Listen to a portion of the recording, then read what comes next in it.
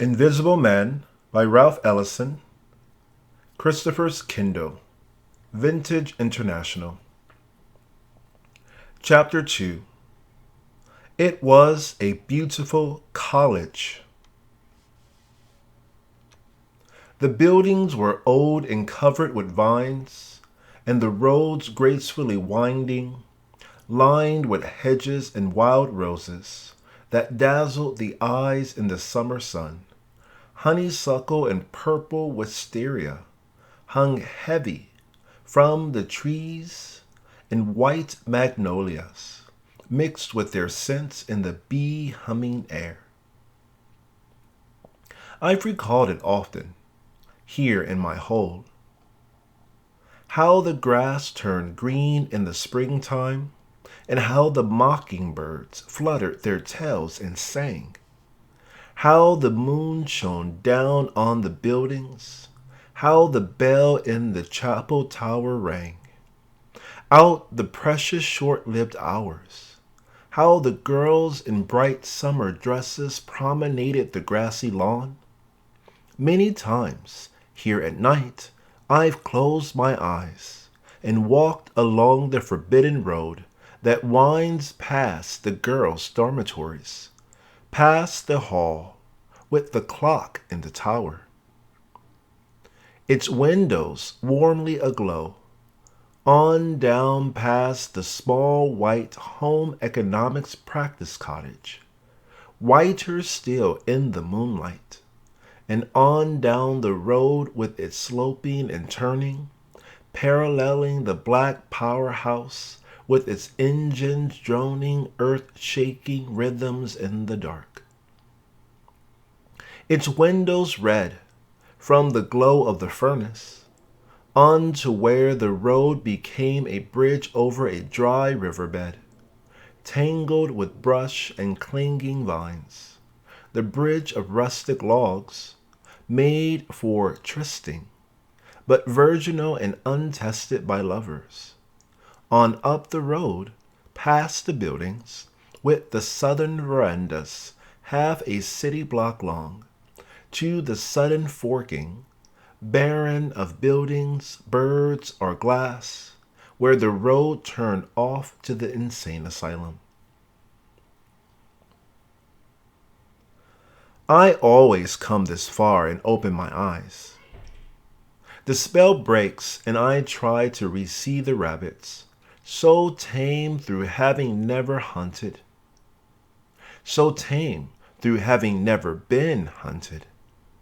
They played in the hedges and along the road, and I see the purple and silver of thistle growing between the broken glass and sun-heated stones, the ants moving nervously in single file.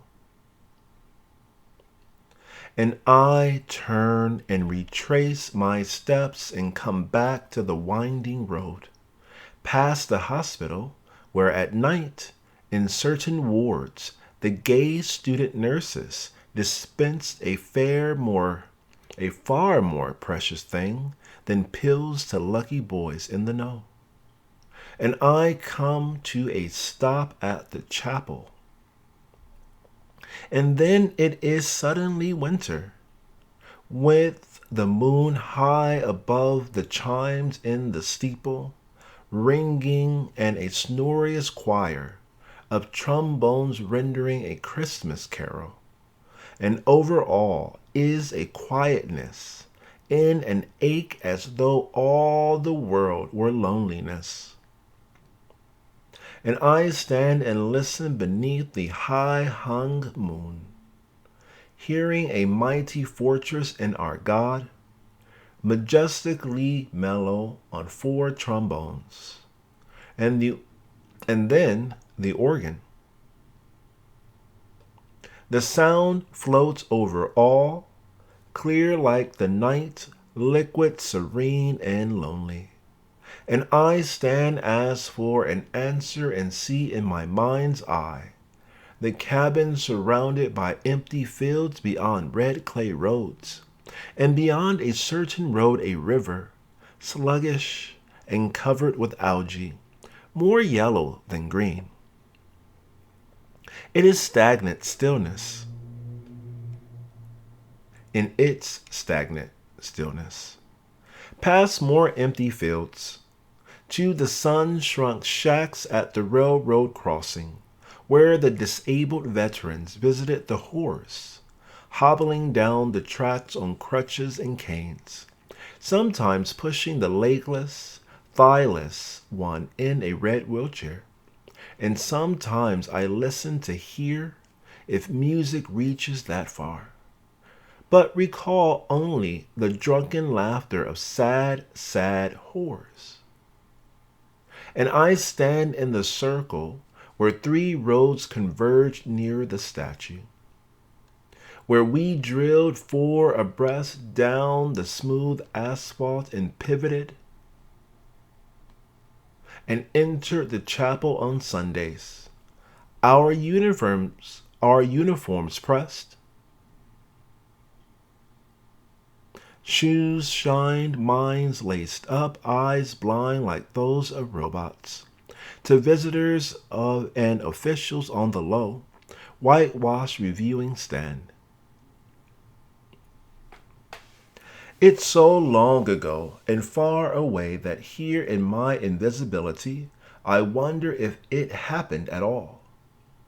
Then in my mind's eye, I see the bronze statue of the college founder, the Code Father symbol, his hands outstretched in the breathtaking gesture of lifting a veil that flutters in hard, metallic folds above the face of a kneeling slave.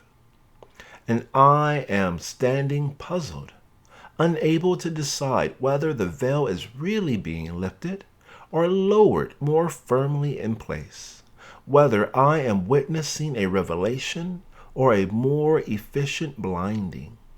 And as I gaze, there is a rustle of wings, and I see a flock of starlings flighting before me, and when I look again, the bronze face, whose empty eyes look upon a world I have never seen,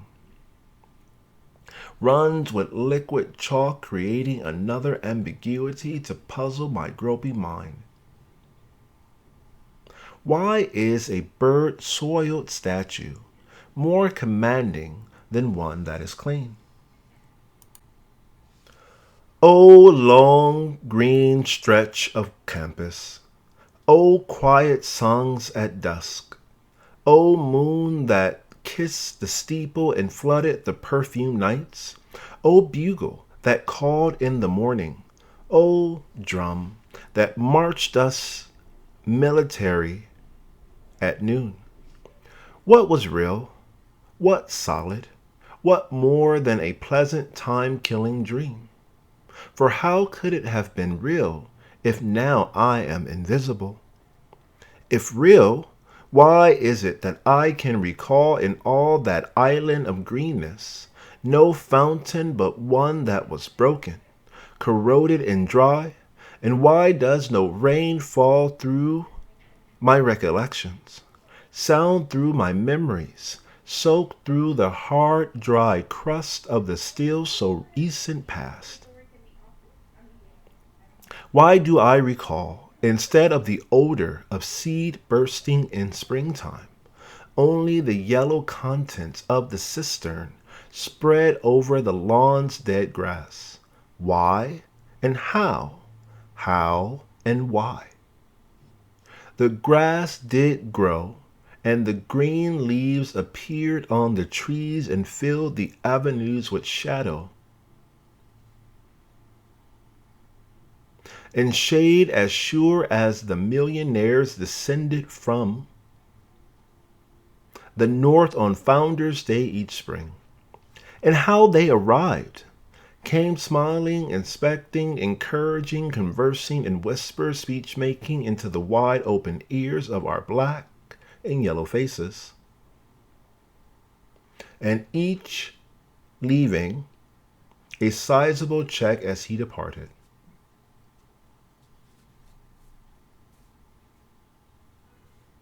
I'm convinced it was the product of a subtle magic.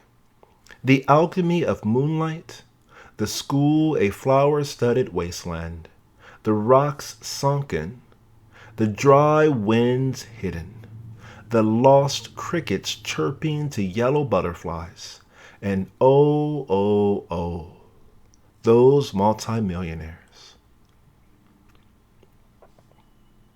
They were all such a part of that other life that's dead, that I can't remember them at all, that I can't remember them all. Time was as I was, but neither that time nor I are any more. But this one I remember. Near the end of my junior year, I drove for him during the week he was on campus. A face pink like St. Nicholas's, topped with a shock of silk white hair, an easy, informal manner, even with me. A Bostonian, smoker of cigars, teller of polite Negro stories, shrewd banker, skilled scientist, director, philanthropist, 40 years a bearer of the white man's burden, and for 60 a symbol of the great tradition.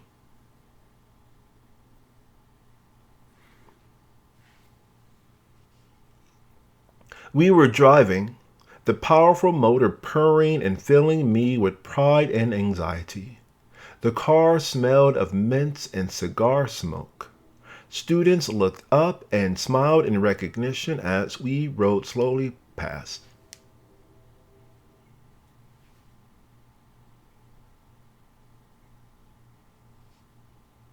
I had just come from dinner, and in bending forward to suppress a belch, I accidentally pressed the button on the wheel and the belch became a loud and shattering blast of the horn. Folks on the road turned and stared. "I'm awfully sorry, sir," I said, worried lest he report me to Dr. Bledsoe, the president, who would refuse to allow me to drive again. Perfectly all right. Perfectly. "Where shall I drive you, sir?" "Let me see." Through the rear-view mirror, I could see him studying a wafer-thin watch, replacing it in the pocket of his checked waistcoat.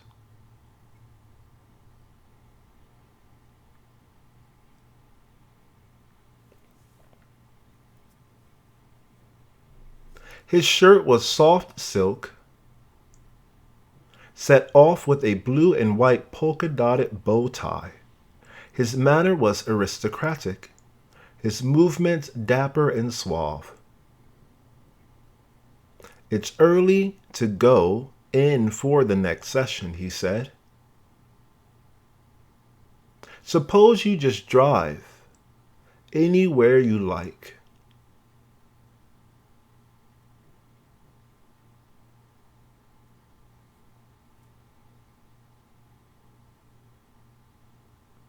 "Have you seen all the campus, sir?" "Yes, I think so. I was one of the original founders, you know." "Gee, I didn't know that, sir. Then I'll have to try some of the roads." Of course, I knew he was a founder, but I knew also that it was advantageous to flatter rich white folks. Perhaps he'd give me a large tip, or a suit, or a scholarship next year. "Anywhere else you like?" The campus is part of my life, and I know my life rather well. "Yes, sir." He was still smiling. In a moment, the green campus with its vine-covered buildings was behind us. The car bounded over the road. How was the campus part of his life, I wondered? And how did one learn his life rather well?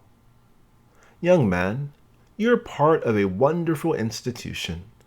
It is a great dream become reality." "Yes, sir," I said. I feel as lucky to be connected with it as you no doubt do yourself. I came here years ago when all your beautiful campus was barren ground. There were no trees, no flowers, no fertile farmland. That was years ago before you were born.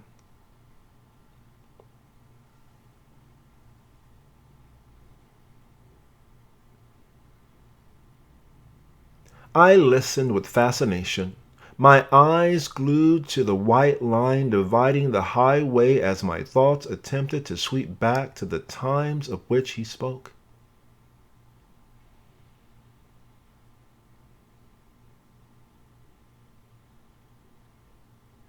Even your parents were young. Slavery was just recently passed. Your people did not know in what direction to turn, and, I must confess, many of mine didn't know in what direction they should turn either. But your great founder did. He was my friend, and I believed in his vision. So much so that sometimes I didn't know whether it was his vision or mine. He chuckled softly, wrinkles forming at the corners of his eye. But of course it was his, I only assisted. I came down with him to see the barren land and did what I could to render assistance. And it has been my pleasant fate to return each spring and observe the changes that the years have wrought. That has been more pleasant and satisfying to me than my own work. It has been a pleasant fate indeed. His voice was mellow and loaded with more meaning than I could fathom. As I drove, faded and yellowed pictures of the school's early days displayed in the library flashed across the screen of my mind. Coming fitfully and fragmentarily to life, photographs of men and women in wagons drawn by mule teams and oxen, dressed in black, dusty clothing, people who seemed almost without individuality, a black mob that seemed to be waiting, looking with blank faces, and among them the inevitable collection of white men and women in smiles, clear of features, striking, elegant, and confident, until now, and although I could recognize the founder and Dr. Bledsoe among them, the figures in the photographs had never seemed actually to have been alive, but were more like signs or symbols, one found on the last page of the dictionary. But now I felt that I was sharing in a great work and, with the car leaping leisurely beneath the pressure of my foot, I identified myself with the rich man, reminiscing on the rear seat. A pleasant fate, he repeated, and I hope yours will be as pleasant. Yes, sir. Thank you, sir, I said, pleased that he wished something pleasant for me. But at the same time I was puzzled. How could anyone's fate be pleasant? I had always thought of it as something painful. No one I knew spoke of it as pleasant, not even Woodridge, who made us read Greek plays. We were beyond the farthest extension of the school-owned lands. Now, and I suddenly decided to turn off the highway, down a road that seemed unfamiliar. There were no trees, and the air was brilliant. Far down the road, the sun glared cruelly against a tin sign nailed to a barn. A lone figure, bending over a hoe on the hillside, raised up warily and waved, more a shadow against the skyline than a man. "How far have we come?" I heard over my shoulder. "Just about a mile, sir." "I don't remember this section," he said. I didn't answer. I was thinking of the first person who'd mentioned anything like fate in my presence, my grandfather. There had been nothing pleasant about it, and I had tried to forget it. Now, riding here in the powerful car with this white man who was so pleased with what he called his fate. I felt a sense of dread. My grandfather would have called this treachery. And I could not understand in just what way it was.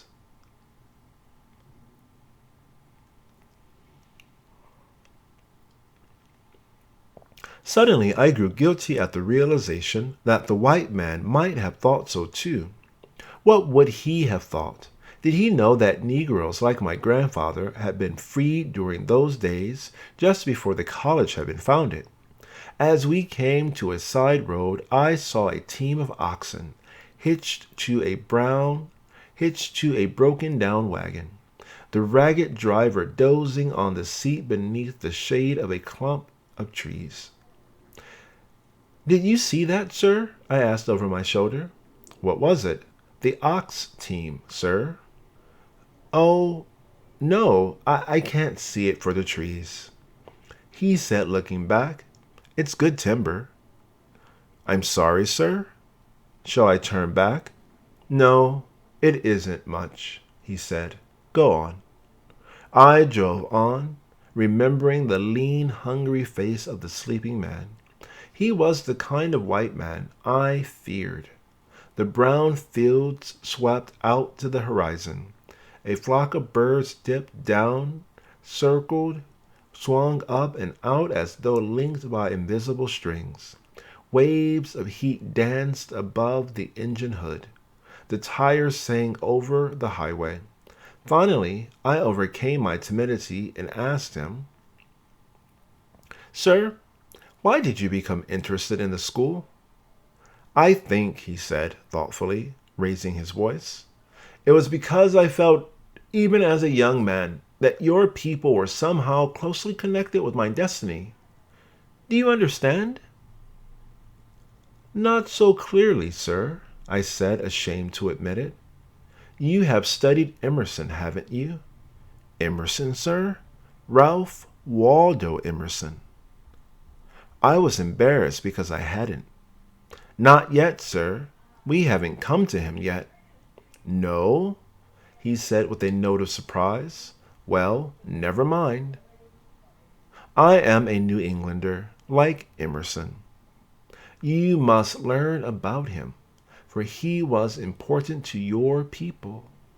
He had a hand in your destiny. Yes, perhaps that is what I mean. I had a feeling that your people were somehow connected with my destiny. That's what happened to you. That what happened to you was connected with what would happen to me." I slowed the car, trying to understand. Through the glass, I saw him gazing at the long ash of his cigar, holding it delicately in his slender manicured fingers. "Yes, you are my fate, young man. Only you can tell me what it really is. Do you understand?" "I think I do, sir." "I mean that upon you depends the outcome of the years I have spent in helping your school. That has been my real life's work. Not my banking or my researches, but my first-hand organizing of human life." I saw him now, leaning toward the front seat, speaking with an intensity which had not been there before. It was hard not to turn my eyes from the highway and face him. "There is another reason, a reason more important, more passionate, and yes, even more sacred than all the others," he said, no longer seeming to see me, but speaking to himself alone. "Yes, even more sacred than all the others. A girl, my daughter.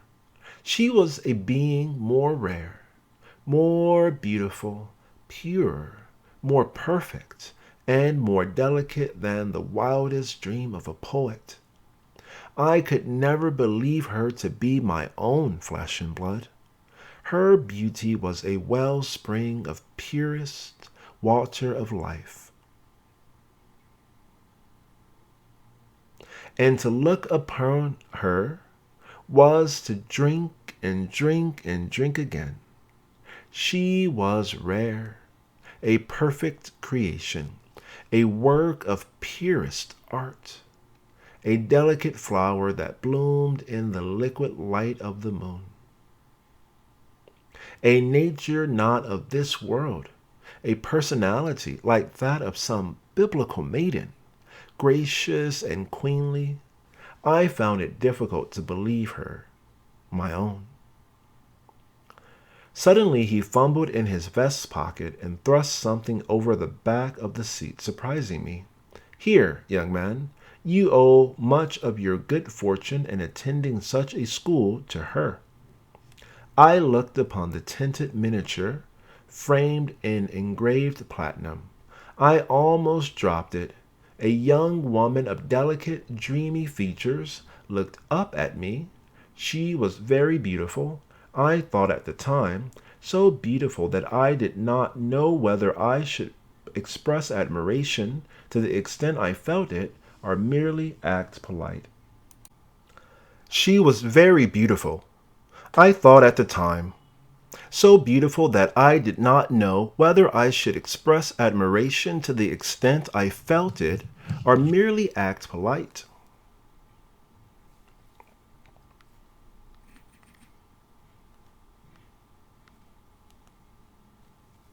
And yet I seem to remember her, or someone like her in the past.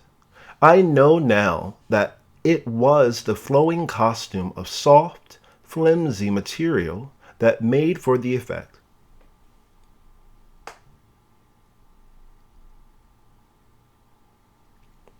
Today, dressed in one of the smart, well-tailored, angular, sterile, streamlined,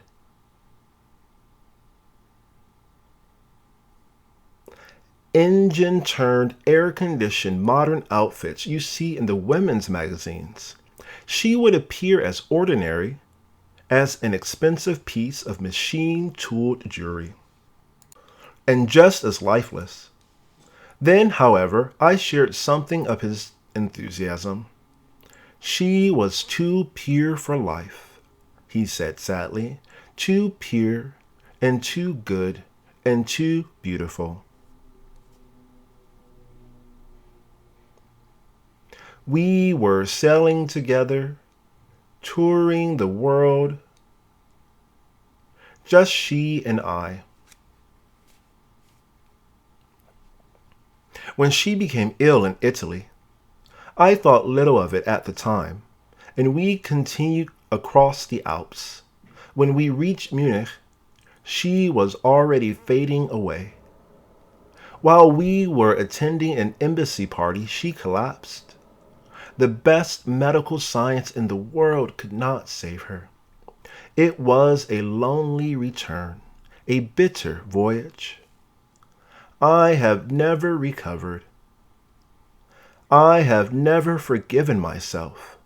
Everything I've done since her passing has been a monument to her memory. He became silent, looking with his blue eyes far beyond the field stretching away in the sun. I returned the miniature, wondering what in the world had made him open his heart to me. That was something I never did. It was dangerous.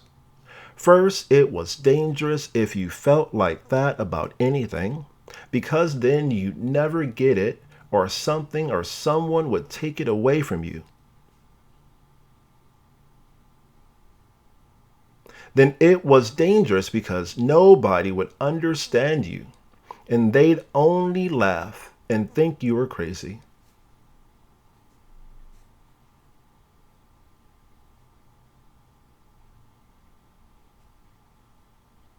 So you see, young man, you are involved in my life quite intimately, even though you've never seen me before. You are bound to a great dream, into a beautiful monument. If you become a good farmer, a chef, a preacher, doctor, singer, mechanic, whatever you become, and even if you fail, you are my fate, and you must write me and tell me the outcome. I was relieved to see him smiling through the mirror. My feelings were mixed. Was he kidding me? Was he talking to me like someone in a book just to see how I would take it? Or could it be I was almost afraid to think that this rich man was just the tiniest bit crazy? How could I tell him his fate? He raised his head and our eyes met for an instant in the glass. Then I lowered mine to the blazing white line that divided the highway. The trees along the road were thick and tall. We took a curve. Flocks of quails sailed up and over a field, brown, sailing down, blending. Will you promise to tell me my fate? I heard. Sir, will you? Right now, sir? I asked with embarrassment. It is up to you. Now, if you like. I was silent. His voice was serious, demanding. I could think of no reply. The motor purred. An insect crushed itself against the windshield, leaving a yellow mucus smear. I don't know now, sir. This is only my junior year. But you'll tell me when you know. I'll try, sir. Good. When I took a quick glance into the mirror, he was smiling again. I wanted to ask him if being rich and famous and helping to direct the school to become what it wasn't enough, but I was afraid. What do you think of my idea, young man? He said. I don't know, sir. I only think that you have what you're looking for, because if I fail or leave school, it doesn't seem to me it would be your fault, because you helped make the school what it is. And you think that's enough. Yes, sir. That's what the president tells us. You have yours, and you get it yourself, and we have to lift ourselves up the same way. But that's only part of it, young man. I have wealth and a reputation and prestige.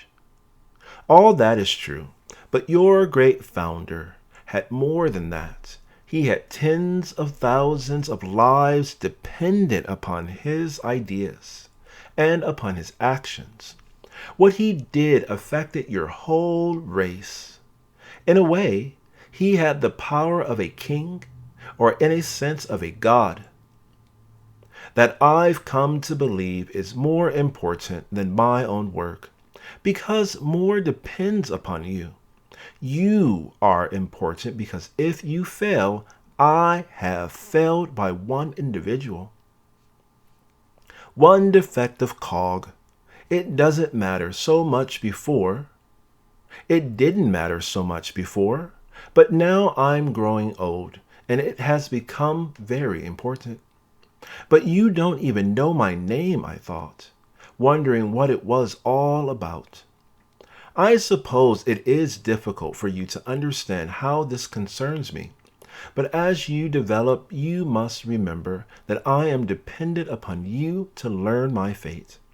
Through you and your fellow students, I become, let us say, 300 teachers, 700 trained mechanics, 800 skilled farmers, and so on. That way, I can observe in terms of living personalities to what extent my money, my time, and my hopes have been fruitfully invested. I also construct a living memorial to my daughter. Understand, I can see the fruits produced by the land that your great founder has transformed from barren clay to fertile soil. His voice ceased, and I saw the strands of pale blue smoke drifting across the mirror, and heard the electric lighter snap back on its table into place behind the back of the seat. I think I understand you better now, sir, I said. Very good, my boy. Shall I continue in this direction, sir? By all means, he said, looking out at the countryside. I've never seen this section before. It's new territory for me. Half consciously, I followed the white line as I drove, thinking about what he had said. Then as we took a hill, we were swept by a wave of scorching air, and it was as though we were approaching a desert.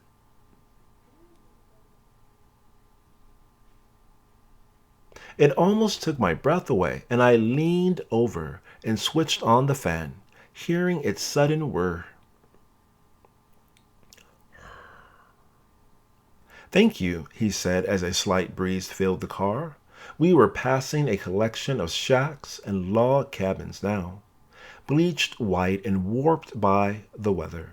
Sun-tortured shingles lay on the roofs like decks of water, soaked cards spread out to dry. The houses consisted of 2 square rooms joined together by a common floor and roof with a porch in between. As we passed, we could look through to the fields beyond. I stopped the car at his excited command in front of a house set off from the rest. Is that a log cabin?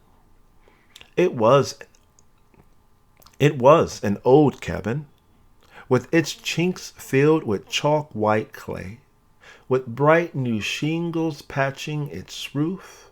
Suddenly I was sorry that I had blundered down this road. I recognized the place as soon as I saw the group of children in stiff new overalls who played near a rickety fence. Yes, sir, it is a log cabin, I said. It was the cabin of Jim Trueblood, a sharecropper who had brought disgrace upon the black community. Several months before, he had caused quite a bit of outrage up at the school, and now his name was never mentioned above a whisper.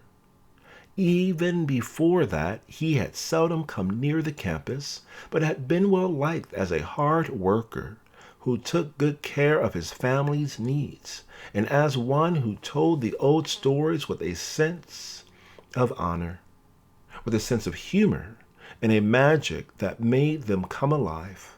He was also a good tenor singer, and sometimes when special white guests visited the school, he was brought up along with the members of a country quartet to sing what the officials called their primitive spirituals. When we assembled in the chapel on Sunday evenings, we were embarrassed by the earthy harmonies they sang.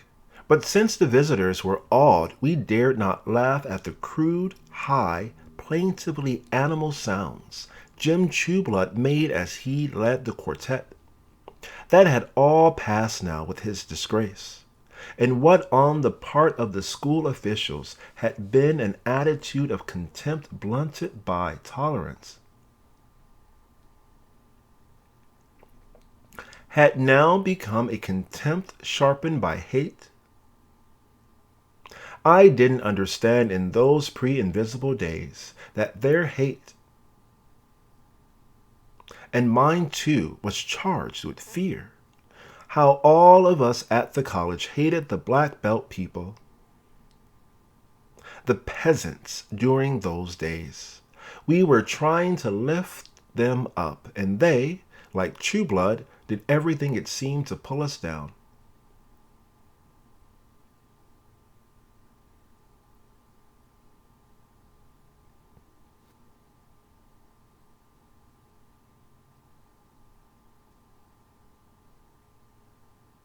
It appears quite old, Mr. Norton said, looking across the bare, hard stretch of yard where 2 women dressed in new black and blue dressed in new blue and white checked ginghams, were washing clothes in an iron pot. The pot was soot black, and the feeble flames that licked its sides showed pale pink and bordered with black, like flames in mourning. Both women moved with the weary, full-fronted motions of far-gone pregnancy. "It is, sir," I said, "that one and the other two like it were built during slavery times." "You don't say. I would never have believed that they were so enduring."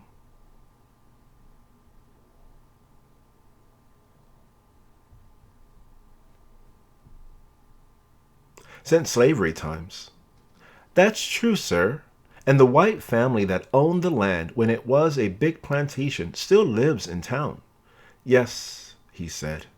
"I know that many of the old families still survive. And individuals, too. The human stock goes on, even though it degenerates.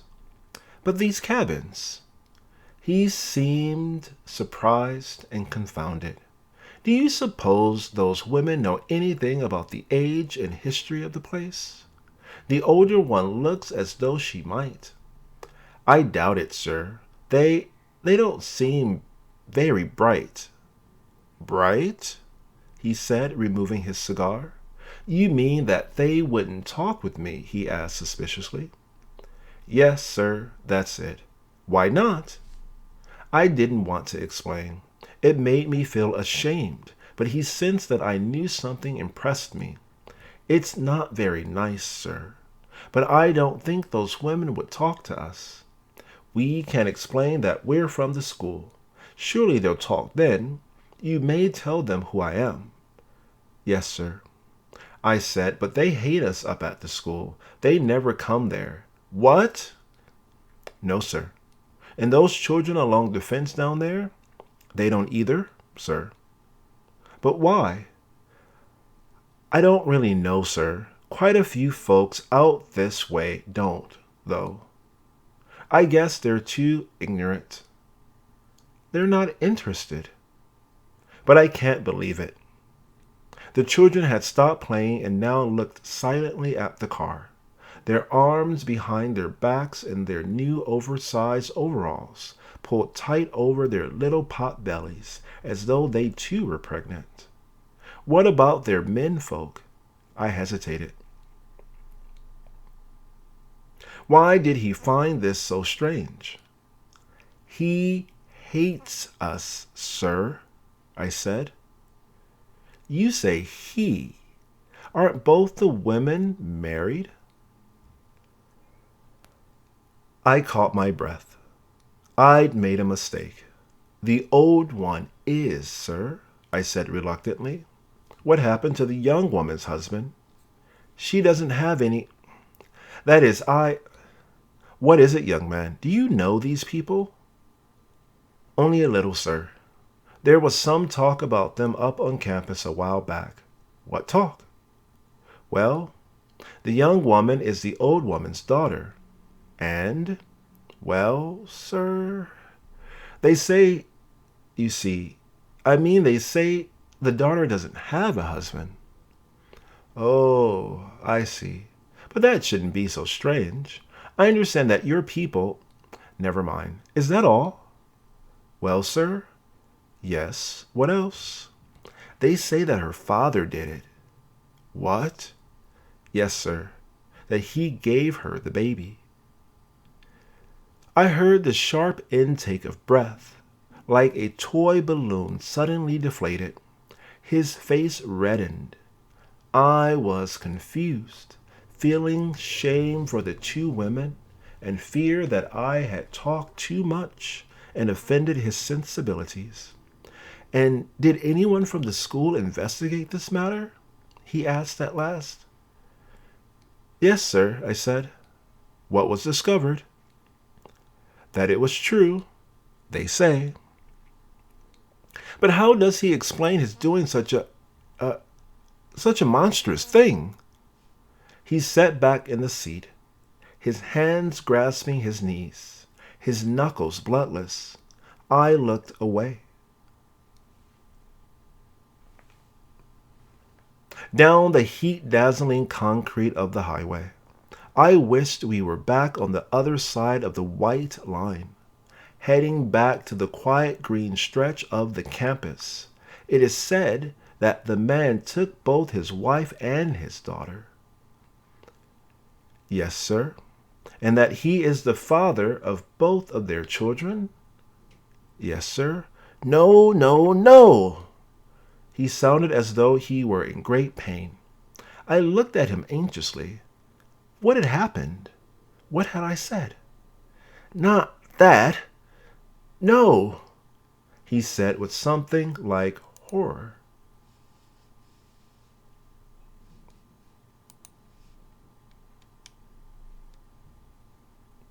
I saw the sun blaze upon the new blue overalls as the man appeared around the cabin. His shoes were tan and new, and he moved easily over the hot earth. He was a small man, and he covered the yard with a familiarity that would have allowed him to walk in the blackest darkness with the same certainty. He came and said something to the woman as he fanned himself with a blue bandana handkerchief. But they appeared to regard him sullenly, barely speaking and hardly looking in his direction. Would that be the man?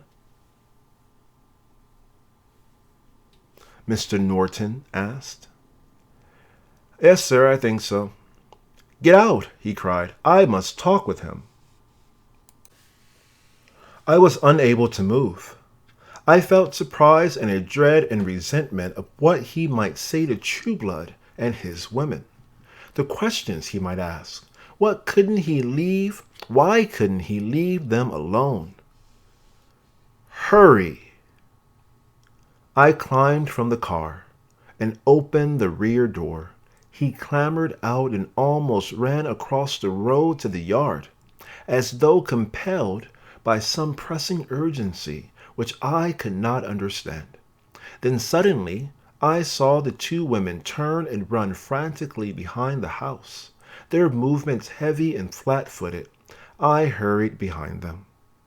Seeing him stop when he reached the man and the children, they became silent, their faces clouding over, their features becoming soft and negative, their eyes bland and deceptive. They were crouching behind their eyes, waiting for him to speak, just as I recognized that I was trembling behind my own. Up close I saw what I had not seen from the car. The man had a scar on his right cheek, as though he had been hit in the face with a sledge.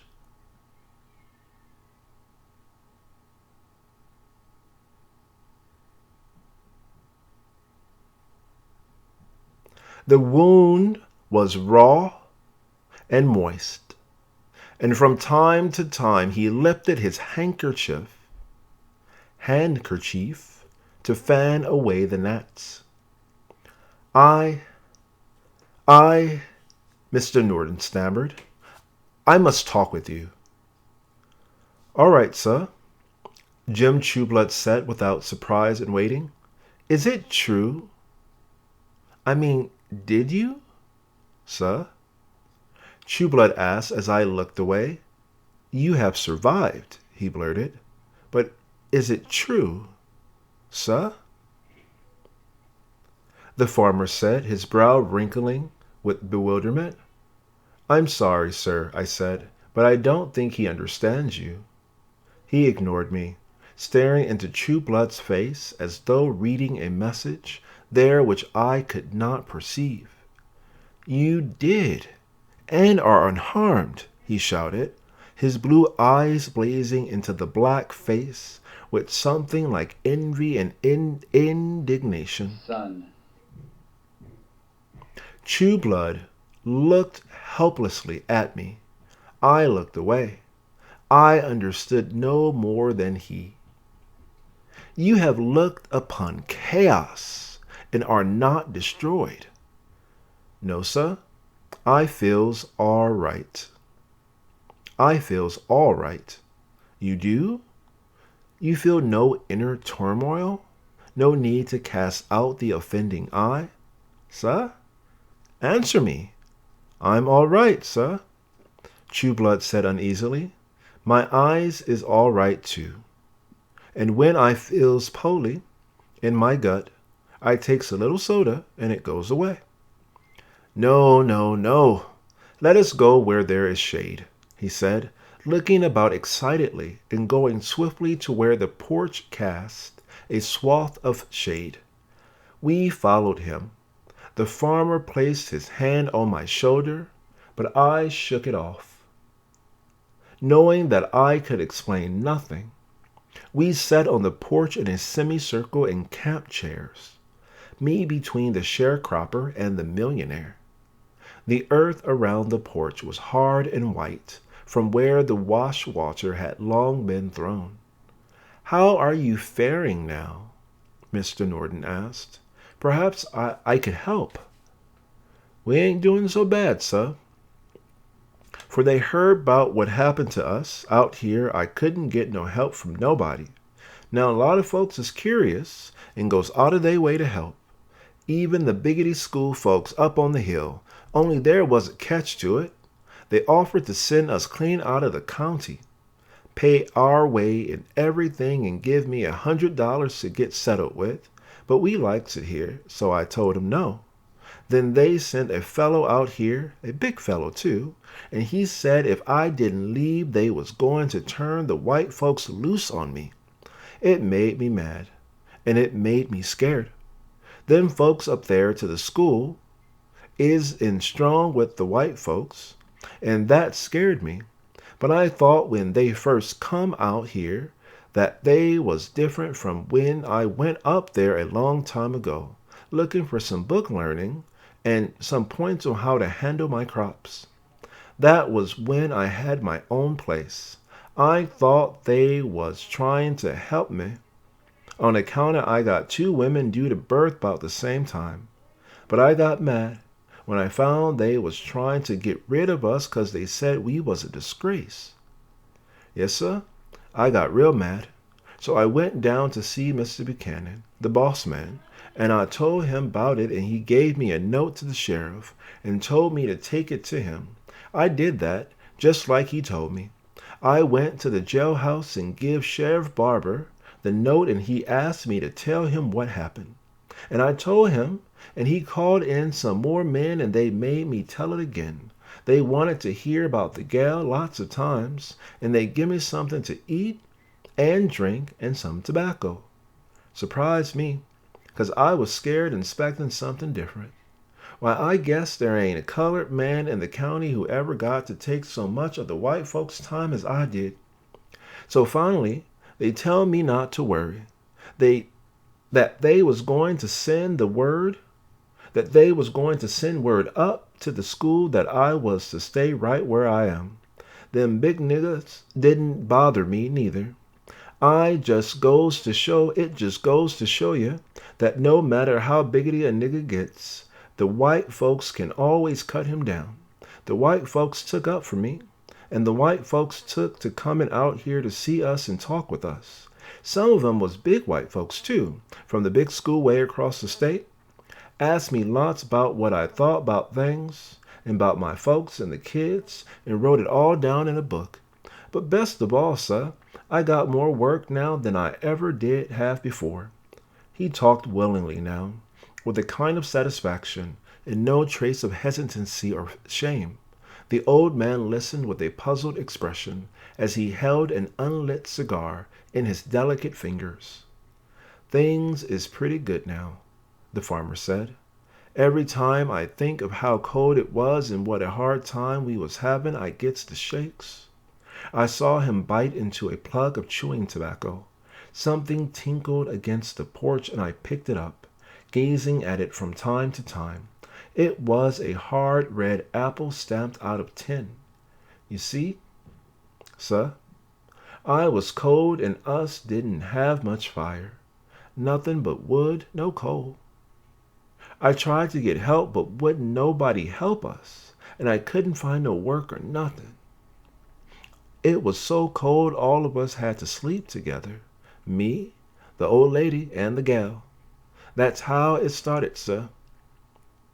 He cleared his throat, his eyes gleaming and his voice taking on a deep, incantatory quality, as though he had told the story many, many times. Flies and fine white gnats swarmed about his wound. That's the way it was, he said. Me on one side, and the old lady on the other, and the gal in the middle. It was dark, plumb dark. It was dark, plumb black. Black as the middle of a bucket of tar. The kids was sleeping all together in they bed over in the corner.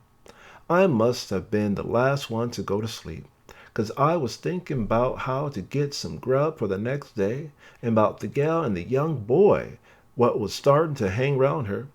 I didn't like him, and he kept coming through my thoughts, and I made up my mind to warn him away from the gal. It was black dark, and I heard one of the kids whimper in his sleep, and the last few sticks of kindling cracking and settling in the stove, and the smell of the fat meat seemed to get cold and still in the air, just like meat grease when it gets set in a cold plate of molasses. And I was thinking about the girl and this boy, and feeling her arms beside me, and hearing the old lady snoring with a kind of moaning and a groaning on the other side. I was worrying about my family, how they was going to eat and all, and I thought about when the girl was little like, the youngin' sleeping over in the corner, and how I was her favorite over the old lady. There we was, breathing together in the dark. Only I could see 'em in my mind, knowing 'em like I do. In my mind, I looked at all of 'em, one by one. The gal looked just like the old lady did when she was young and I first met her. Only better looking. You know, we getting to be a better looking race of people. Anyway, I could hear 'em breathing, and though I hadn't been it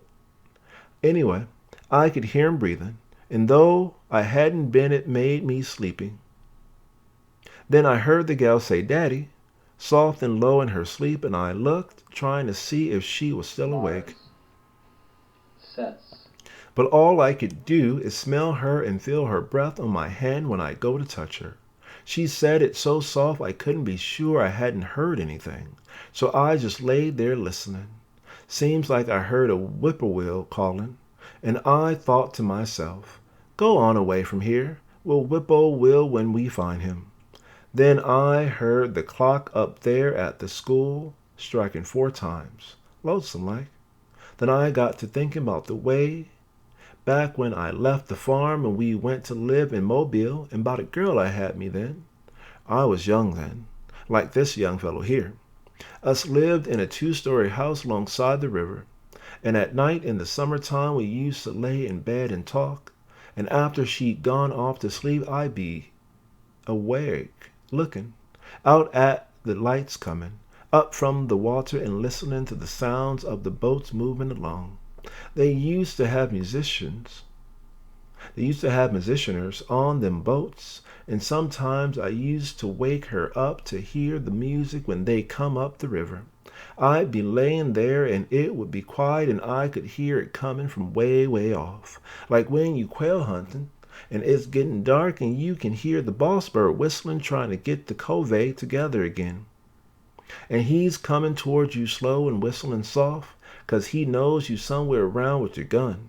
Still he got to round them up. So he keeps on coming. Them boss quails is like a good man. What he got to do, he do.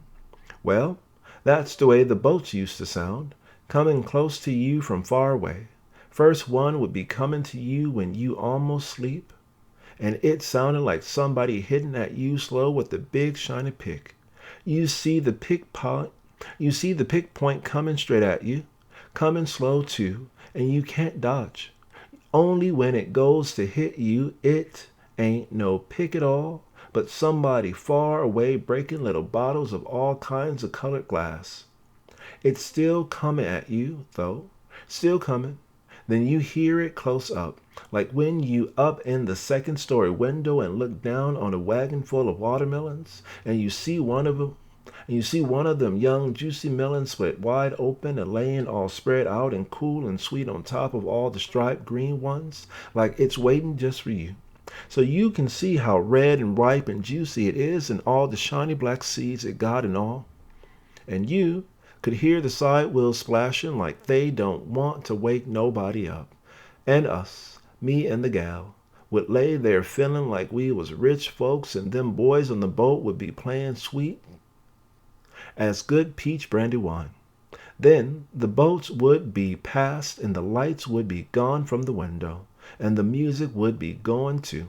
Kind of like when you watch a gal in a red dress and a wide straw hat going past you down a lane with the trees on both sides, and she's plump and juicy and kind of switching her tail 'cause she knows you watching, and you know she know, and you just stands there and watches till you can't see nothing but the top of her red hat, and then that goes and you know she done dropped behind a hill. I seen me a gal like that once. All I could hear then would be that Mobile girl, that Mobile gal, name of Margaret. She was breathing beside me, and maybe about that time she'd say, "Daddy, you still wake?" And then I'd grunt, and jump on off. Gentlemen's, Jim Trueblood said, "I like to recall them Mobile days." Well, it was like that when I heard Mattie Lou say, "Daddy," and I knowed she must have been dreaming about somebody from the way she said it, and I gets mad wondering if it's that boy. I listen to her mumbling for a while trying to hear if she calls his name, but she don't. And I remember that they say if you put the hand of a person who's talking in his sleep in warm water, he'll say it all. But the water is too cold and I wouldn't have done it anyway. But I'm realizing that she's a woman now. When I feel her turn and squirm against me and throw her arm across my neck, up where the cover didn't reach and I was cold, she said something I couldn't understand. Like a woman says when she wants to tease and please a man.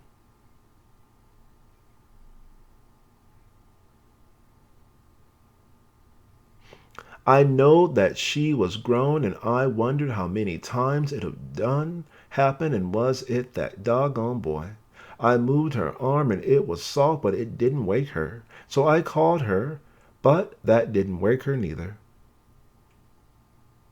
Then I turned my back and tried to move away.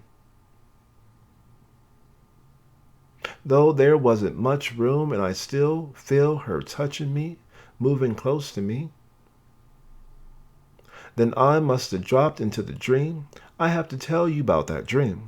I looked at Mr. Norton and stood up, thinking that now was a good time to leave. But he was listening to Trueblood so intensely he didn't see me, and I sat down again, cursing the farmer silently. To hell with his dream. I don't quite remember it at all, but I remember that I was looking for some fat meat. I went to the white folks downtown and they said, "Go see Mr. Brodnox," that he'd give it to me. Well, he lives up on a hill and I was climbing up there to see him. Seems like that was the highest hill in the world. The more I climbed, the farther away Mr. Brodnox's house seems to get. But finally I do reach there, and I'm so tired and restless to get to the man. I goes through the front door. I know it's wrong, but I can't help it. I goes in and I'm standing in a big room full of lighted candles and shiny furniture and pictures on the wall and some soft stuff on the floor. But I don't see a living soul. So I calls his name, but still don't nobody come and don't nobody answer. So I sees a door and I goes through that door and I'm in a big white bedroom, like I see one time when I was a little old boy and went to the big house with my ma. Everything in the room was white, and I'm standing there knowing I got no business in there. But there anyhow. It's a woman's room, too. I tries to get out, but I don't find the door. and all around me I can smell woman. Can smell it getting stronger all the time. Then I looks over in a corner and sees one of them tall grandfather clocks, and I hear it striking and glass door, and the glass door is opening and a white lady is stepping out of it. She got on a nightgown of soft white silky stuff and nothing else, and she looks straight at me. I don't know what to do. I wants to run, but the other door I see is the one in the clock she's standing in, and anyway, I can't move, and this here clock is keeping up a heap of racket. It's getting faster and faster all the time. I tries to say something, but I can't. Then she starts to screaming, and I thinks I done gone deaf. 'Cause though I can see her mouth working, I don't hear nothing.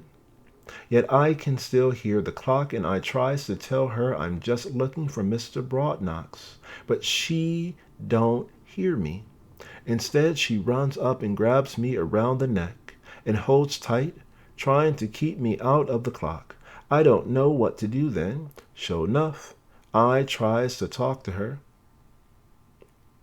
and I tries to get away, but she's holding me, and I'm scared to touch her 'cause she's white. Then I get so scared that I throws her on the bed and tries to break her holt. That woman just seemed to sink out of sight. That there bed was so soft. It's sinking down so far I think it's going to smother both of us. Then swoosh! All of a sudden a flock of white geese flies out of the bed, like they say you see when you go to dig for buried money. Lord, they hadn't no more'n disappeared than I heard a door open and Mr. Broadknox's voice said, "They just niggers. Leave 'em do it." How can he tell this to white men, I thought, when he knows they'll say that all Negroes do such things? I looked at the floor, a red mist of anguish before my eyes. And I can't stop, although I've got a feeling something is wrong. I get a loose from the woman now, and I'm running for the clock. At first, I couldn't get the door open. It had some kind of crinkly stuff like steel wool on the facing. But I gets it open and it gets inside. And it's hot and dark in there. I goes up a dark tunnel, up near where the machinery is making all that noise and heat. It's like the power plant that got up to the school. It's like the power plant they got up to the school. It's burning hot as if'n the house was caught on fire. And I starts to running, trying to get out. I runs and runs till I should be tired, but ain't tired, but feeling more rested as I runs. And running so good it's like flying, and I'm flying and sailing and floating right up over the town. Only I'm still in the tunnel. Then, way up ahead, I see a bright light like a jack-o'-lantern over a graveyard. It gets brighter and brighter, and I know I got to catch up with it or else. Then all at once I was right up with it, and it burst like a great big electric light in my eyes and scalded me all over.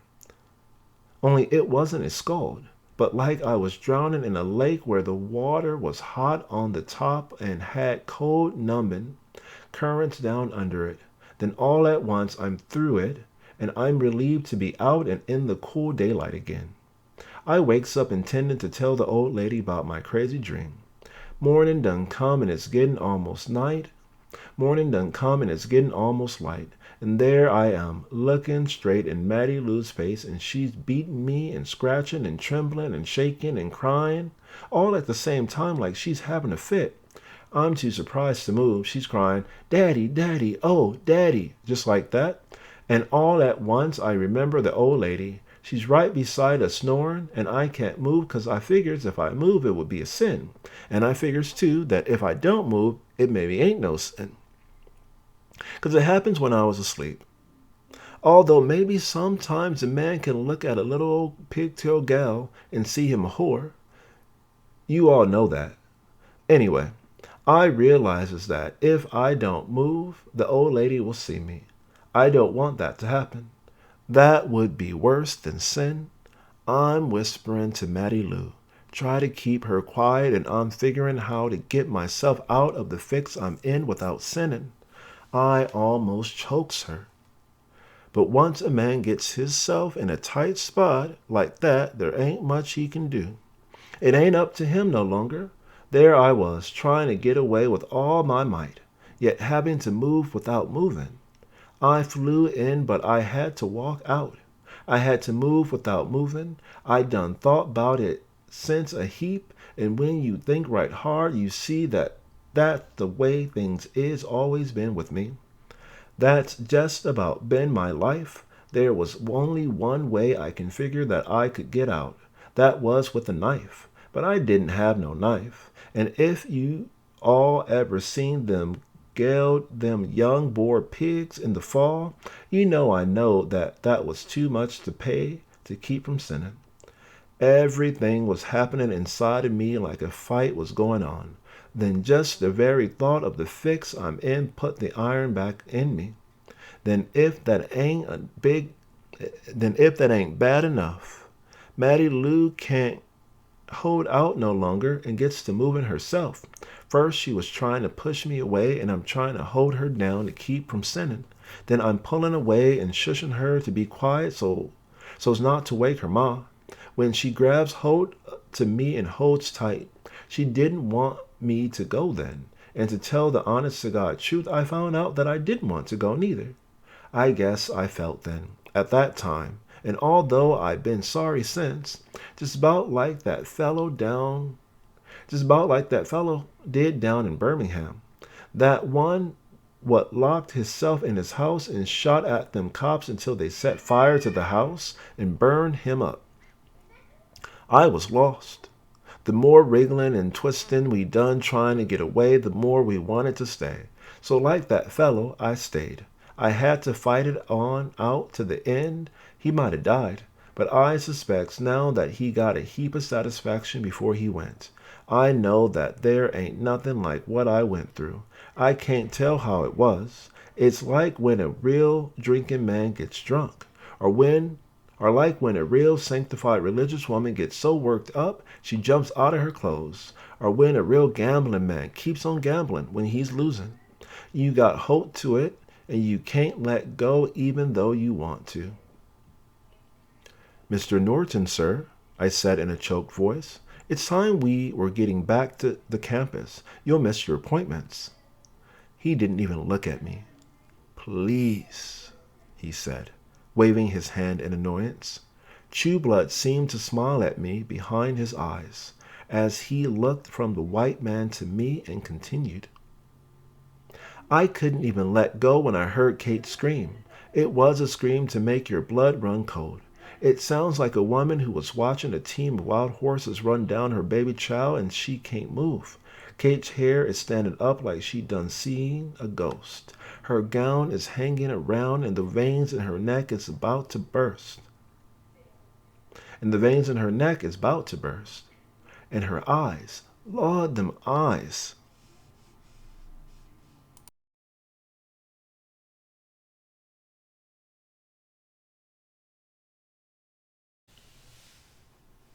I'm looking up at her from where I'm laying on the pallet with Mattie Lou, and I'm too weak to move. She screams and starts to picking up the first thing that comes to her hand, and throwing it. Some of them misses me, and some of them hits me. Little things and big things. Something cold and strong stinking. Hits me and wets me and bangs against my head. Something hits the wall, boom-a-loom, like a cannonball, and I tries to cover up my head. Kate's talking the unknown tongue, like a wild woman. Wait a minute, Kate, I says. Stop it. Then I hear her stop a second, and I hears her running across the floor. And I twists and looks, and Lord, she done got my double-barrel shotgun. And while she's foaming at the mouth and cocking the gun, she gets her speech. Get up, she says. Hey, no, Kate, I says. God damn your soul to hell. Get up off of my child. But woman, Kate, listen. Don't talk. Move. Down that thing, Kate. Look, no down. Up. That there's a buckshot, woman. Buckshot. Yes, it is.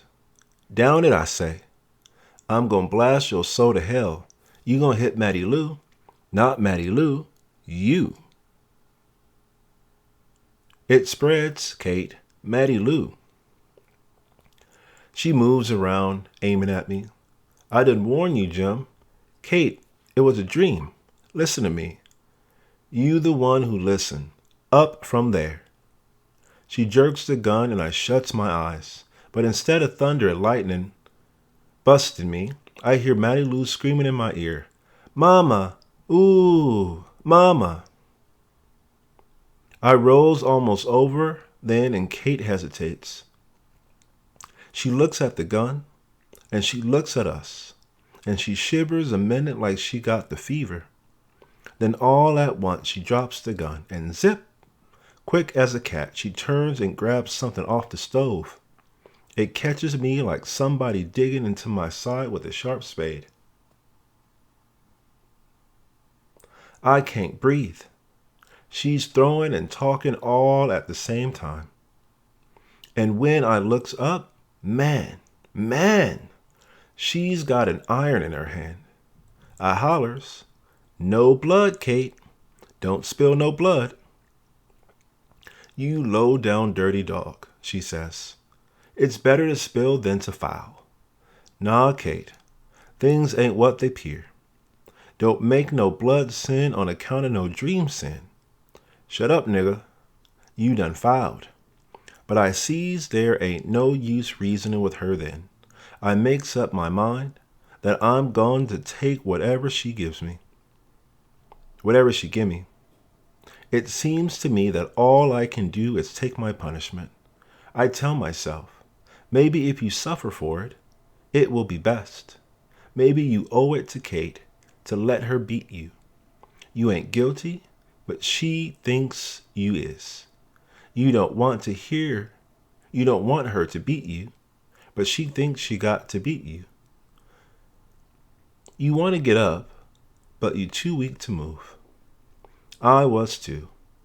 I was frozen to where I was like a youngin' what done stuck his lip to a pump handle in the wintertime. I was just like a jaybird that the yellow jackets done stung till he's paralyzed. But still alive in his eyes, and he's watching them sting his body to death.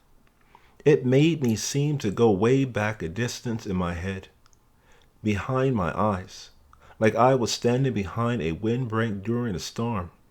I looks out and sees Kate running toward me, dragging something behind her. I tries to see what it is, 'cause I'm curious about it, and sees her gown catch on the stove and her hand coming in sight with something in it. I thinks to myself, it's a handle. What's she got the handle to? Then I sees her right up on me, big. She's swinging her arms like a man swinging a 10-pound sledge, and I sees the knuckles of her hand is bruised and bleeding. And I sees it catch in her gown, and I sees her gown go up so I can see her thighs. And I sees how rusty and gray the cold done made her skin. And I sees her bend and straightening up, and I hears her grunt, and I sees her swing, and I smells her sweat, and I knows by the shape of the shining wood what she's got to put on me. Lord, yes, I sees it catch on a quilt this time, and raise that quilt up and drop it on the floor. Then I sees the axe come free. It's shining from the sharpening I give it a few days before. And man, way back in myself, behind that windbreak, I says, "Naw, Kate, Lord, Kate, naw." Suddenly, his voice was so strident that I looked up startled. Chew blood seemed to look straight through Mr. Norton, his eyes glassy. The children paused guiltily at their play, looking toward their father. "I might as well been pleading with the switch engine," he went on. "I sees it coming down. I sees the light catching on it. I sees Kate's face all mean, and I tightens my shoulders and stiffens my neck, and I waits. 10 million back-breaking years, it seems to me like I waits. I wait so long I remembers all the wrong things I ever done. I wait so long I opens my eyes and closes them, and opens my eyes again, and I sees it falling. It's falling fast as flops from a 6-foot ox. And while I'm waiting, I feel something wind up in me. I feel something wind up inside of me and turn to water. I sees it. Lord, yes, I sees it, and seeing it twist. In seeing it, I twist my head aside. Couldn't help it. Kate has a good aim. But for that, I moves. Though I meant to keep still, I moves. Anybody but Jesus Christ himself would have moved. I feel like the whole side of my face is smashed clear off. It hits me like hot lead, so hot that instead of burning me, it numbs me. I'm laying there on the floor, but inside me I'm running round in circles like a dog with his back broke, and back into the numbness with my tail tucked between my legs. I feels like I don't have no skin on my face no more, only the naked bone. But this is the part I don't understand. More in the pain and numbness I feels relief. Yes, and to get some more of that relief, I seems to run out from behind the windbreak again and up to where Kate's standing with the axe. And I opens my eyes and waits. That's the truth. I want some more and I waits. I sees her swing it, looking down on me, and I sees it in the air and I holds my breath. Then all of a sudden I sees it stop like somebody done reached down through the roof and caught it. And I sees her face have a spasm, and I sees the axe fall back on this time and hit the floor. And Kate spews out some puke and I close my eyes and wait. I can hear her moaning and stumbling out of the door and falling off the porch into the yard. Then I hears her puking up. Then I hears her puking like all her guts is coming up by the roots. Then I looks down and sees blood running all over Mattie Lou. It's my blood. My face is bleeding. That gets me to moving. I gets up and stumbles out to find Kate. And there she is under the cottonwood tree out there, on her knees, and she's moaning. What have I done, Lord? What have I done? She's drooling green stuff and gets to puking again. And when I goes to touch her, it gets worse. I stands there holding my face and trying to keep the blood from flowing and wonders what on earth is gonna happen. I looks up at the morning sun and expects somehow for it to thunder. But it's already bright and clear, and the sun coming up, and birds is chirping, and I gets more afraid than if a bolt of lightning had struck me. I yells, "Have mercy, Lord, Lord have mercy," and waits, and there's nothing but the clear, bright morning sun. But don't nothing happen, and I knows then that something worse than anything I ever heard about is in store for me. I must have stood there stark stone still for half an hour. I was still standing there when Kate got off her knees and went back into the house. The blood was running all over my clothes and the flies were after me. And I went back inside to try and stop it. When I see Mattie Lou stretched out there, I think she's dead. Ain't no color in her face and she ain't hardly breathing. She's gray in the face.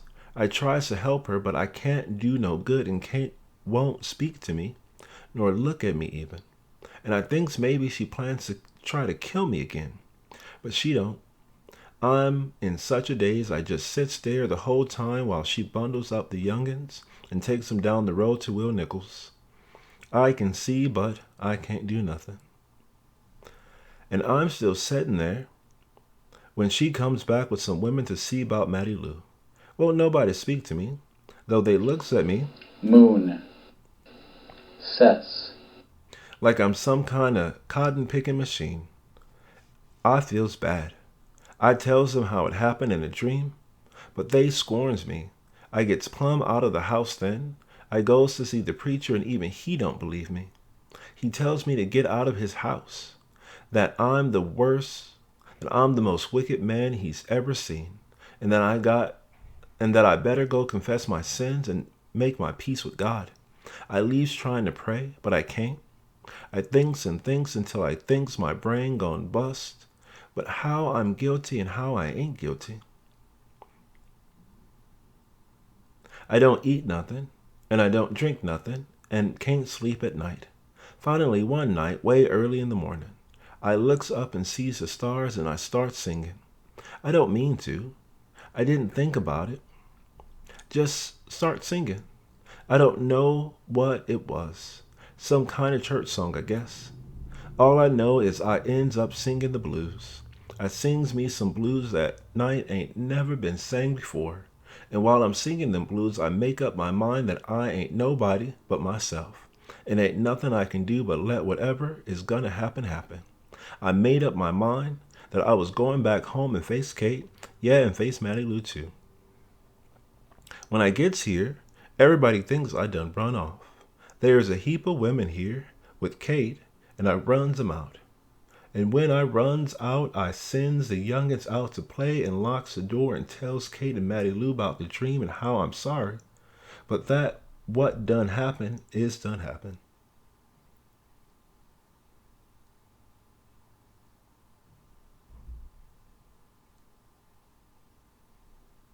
How come you don't go on way and leave us? Is the first word Kate says to me. Ain't you done enough to me and this child? I can't leave you, I says. I'm a man and man don't leave his family. She says, nah, you ain't no man. No man do what you did. I'm still a man, I says. But what you gonna do after it happens, says Kate. After what happens, I says. When your black abomination is birthed to ball your wicked sin before the eyes of God. She must have learned them words from the preacher. Birth? I says, who birth? Both of us. My birth and Matty Lou birth. Both of us birth. You dirty low down wicked dog. That like to killed me. I can understand then why Matty Lou won't look at me and won't speak a word to nobody. If you stay, I'm going over and get Aunt Chloe for both of us, Kate says. She says I don't aim to birth no sin for folks to look at all the rest of my life. And I don't aim for Matty Lou to either. And I don't aim for Matty Lou to neither. You see, Aunt Chloe is a midwife. And even weak as I am from this news, I knows I don't want her fooling with my woman folks.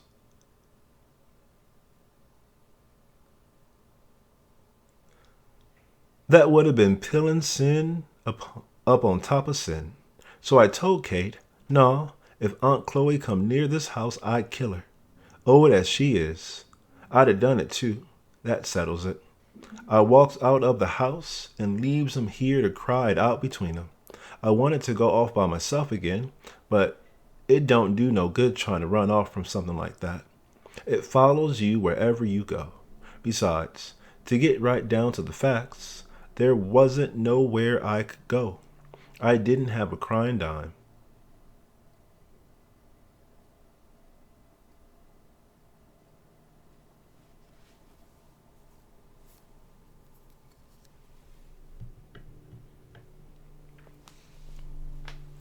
Things got to happen right off.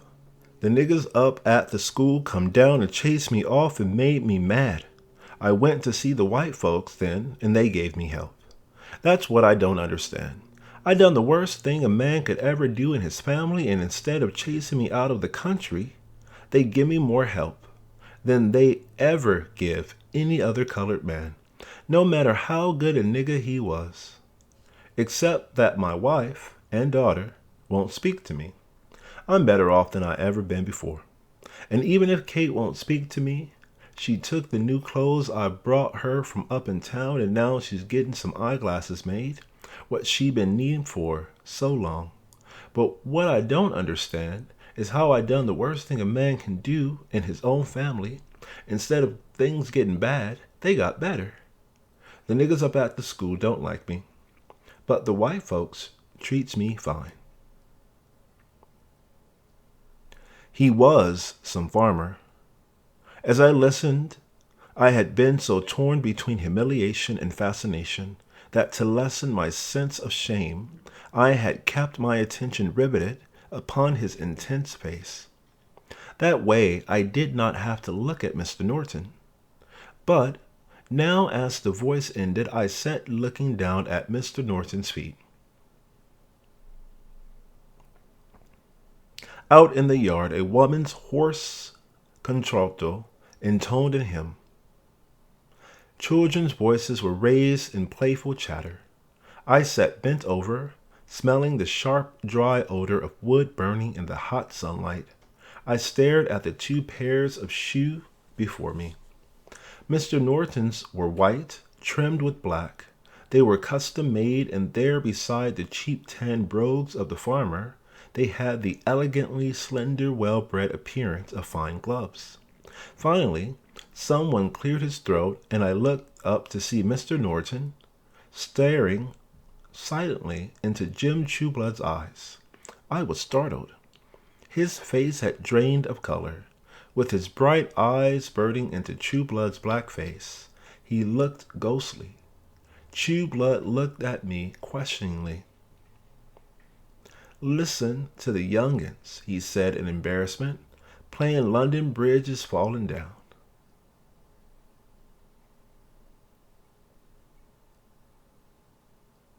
Something was going on which I didn't get. I had to get Mr. Norton away.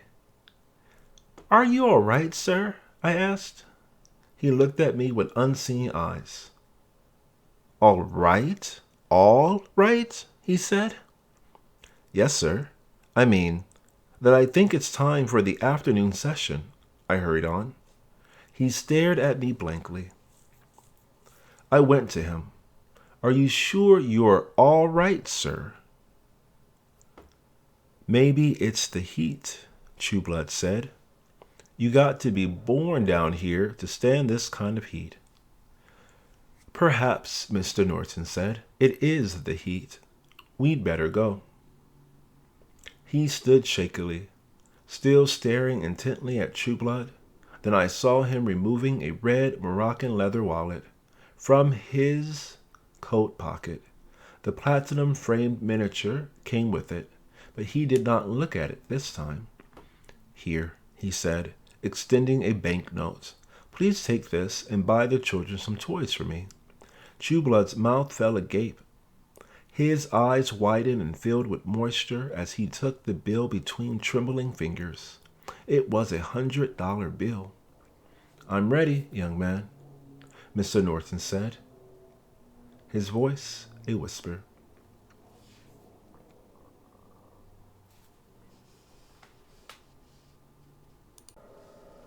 I went before him to the car and opened the door.